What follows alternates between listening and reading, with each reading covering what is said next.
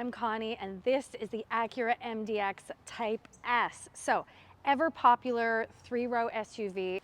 It is like the most popular mom car that I've ever seen in my years as a mom driving kids to school and so on. But the Type S came out a few years ago, I think 2 model years ago, as the performance version of the MDX. And so there's nothing new for 2024 on the body or the interior or anything like that. But I haven't had the Type S for a couple of years, so let's have a look around. We get a very huge Acura badge on the front grille. We get black. This color is called Performance Red Pearl, and it is a premium. It's a $500 Canadian option. In the US, I'm not sure what the premium pricing is on this color. The Type S also gets Brembo performance brakes, and that means they are a gorgeous red as well on these beautiful 21-inch wheels. With the Type S, we also get some gloss badging. So, not badging, sorry. We also get some black gloss exterior accents like the black mirror covers. We have some gloss black here, and then along the bottom, this gloss black. And then, of course, our Type S badging throughout inside and outside. Again, no changes to the body style for 2024. On the Type S, the Acura Super Handling all-wheel drive is standard. We get gorgeous quad exhaust, and it does sound better than the other trims of the MDX as well. In the back, we have a significant amount of space when the third row is not in use. And I will say the third row is really just for occasional use. It's not a full-time third row, and I wouldn't recommend it if you need a third row all the time. A cool little under storage space here. We do have this special cargo liner. I have a feeling this is not standard equipment, but let's put up that third row and see how much space there is. I do see here too, we have a 12 volt and a hook that can hold up to 3 kilograms, it says. And then inside we have a tailgate release here as well, which is very handy if you were to be the person in the third row and want to hop out this way. Okay, like I said, this isn't really a full-time third row. I would say occasional use. There's not a ton of room back here for me, but it does have cup holders, USB chargers, speakers, and more speakers, but no vents back here. But an okay amount of headroom. I'm 5'1". We have lots of room back here and a nice flat floor for our middle passenger. We have a household plug, 2 USBs, and a 12 volt vents, which is great. Heated seats and tri-zone climate control. And we get a nice big center console, which is also, of course, a seat. And I think this comes out. We'll try it in a sec.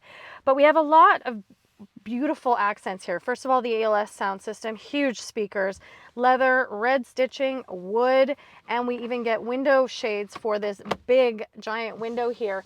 And I love a good panoramic sunroof. It just lets in so much light for this big SUV. Now, let me see. I think this center console comes out. Let me see if I can.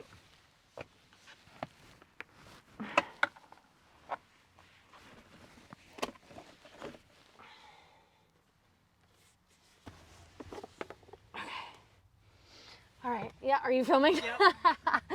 Okay, so this center seat does come out. It's very heavy, and right now I've unhooked the back, but not the front, but you would need a little more muscle than I have to get this seat out. But what's cool about this is if you take this center seat out, then you have a pass-through to the back seats, so or just 2 captain's chairs. So I like that flexibility that the MDX gives you of having a 3-seat across or 2 seats here. The Type S, we have badging on the steering wheel, and we have a flat bottom, sportier steering wheel than the other trims of the MDX. We have nice big paddle shifters.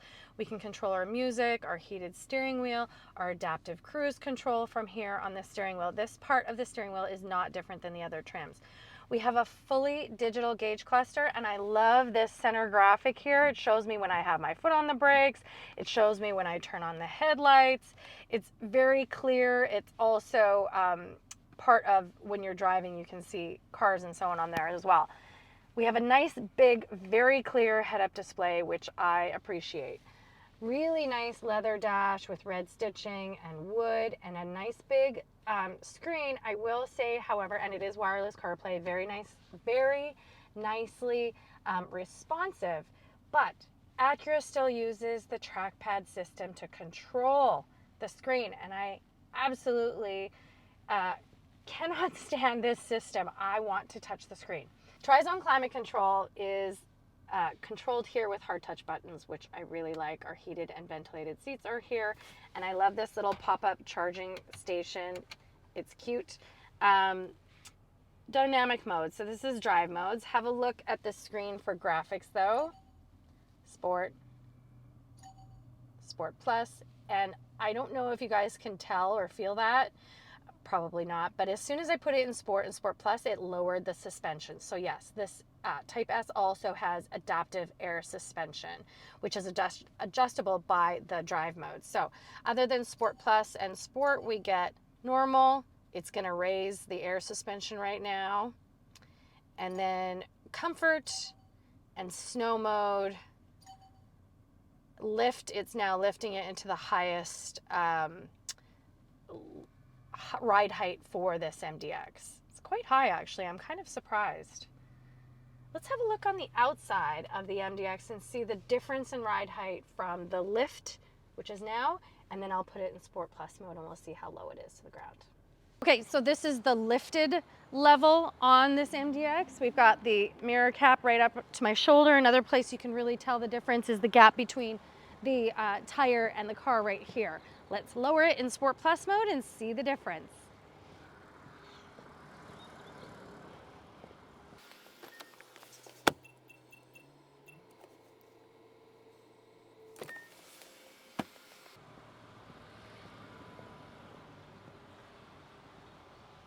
All right, I think it's still lowering. Yes, it is. As you can tell, with all cars with air suspension, it does the front and the back at opposite times. So now that's quite a bit. That's like a couple of inches, if you can remember where my shoulder was a second ago, and a lot less space between the tire and the car right here. So this is going to give you better aerodynamics when you're driving in Sport and Sport Plus mode, and then the lifted would make you feel more in control on the road if it was snowing or you were in off-road conditions, although I'm not sure you're going to take your MDX Type S off-road truly, but you might be on a gravel road or driving up to the cabin or something on rougher terrain. All right, the lower trims of the MDX get a 3.5 liter V6. This Type S is a 3-liter turbo V6, 355 horsepower and 354 pound-feet of torque. It will get you from 0 to 60 miles per hour in 5.5 seconds, apparently. So if you need a mom car or a dad car and you still want to have driving fun, this MDX will do that for you. You can also get tow packages for this, up to 3,500 pounds or up to 5,000 pounds in towing. And it's really comfortable. Heated seats, massaging seats, tons of luxury like the tri-zone climate and the heated seats back there. You can turn that second row into 2 captain's chairs, a lot of flexibility.